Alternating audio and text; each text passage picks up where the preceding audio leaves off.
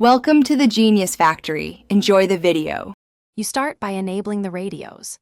Turn on Bluetooth and Wi-Fi, give each phone a clear name, and enable location because Nearby Share needs it.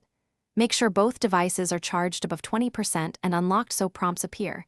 This avoids timeouts. Check Android versions quickly. Significant differences can affect features like Wi-Fi Direct versus Nearby Share. Once done, place phones within 1-3 meters. Proximity increases pairing reliability, and that gets you ready for the active pairing step. Now initiate the connection. Open Nearby Share or the Bluetooth settings and scan. You will see the other phone's name, tap it, then confirm the PIN or pairing code on both screens to authenticate. Grant requested permissions for files or media so transfers can complete. Android prompts explain why. Decide the transport. Use Bluetooth for small items and Wi-Fi Direct or Nearby Share for bigger files because they use higher throughput.